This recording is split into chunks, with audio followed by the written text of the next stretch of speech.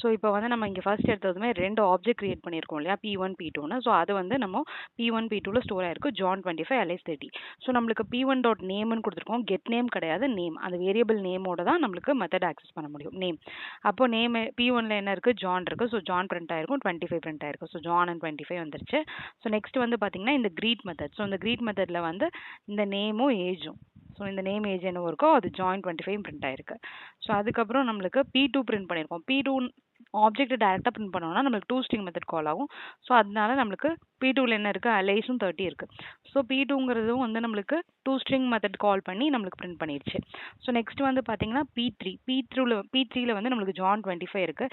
யூஸ்வலாக வந்து நம்மளுக்கு ஈக்குவல்ஸ் மெத்தட் வந்து இப்போ எனக்கு இது வந்து வேறு ஆப்ஜெக்ட், இது வந்து வேறு ஆப்ஜெக்ட். யூஸ்வலாக நம்ம கிளாஸில் இந்த மாதிரி 2 ஆப்ஜெக்ட் கிரியேட் பண்ணி நீங்கள் ஈக்குவல்ஸ் மெத்தட் பார்த்தீங்கன்னா கண்டிப்பாக அது ஃபால்ஸ் ரிட்டர்ன் பண்ணும். பட் அதனால் பொறுத்த வரைக்கும் இந்த ஈக்குவல்ஸ் மெத்தடில் டிஃபால்ட்டாக நம்மளுக்கு ரெக்கார்டில் எப்படி இம்ப்ளிமெண்ட் ஆயிருக்கும் அப்படின்னா அதோட வேல்யூஸ் தான் கம்பேர் ஆகி இம்ப்ளிமெண்ட் ஆயிருக்கும்.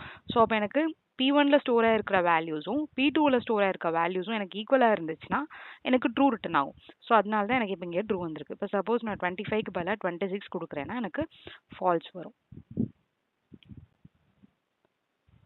ஓகே, வீடியோ பிடிச்சதுனா லைக் பண்ணி ஷேர் பண்ணி சப்ஸ்கிரைப் பண்ணுங்கள்.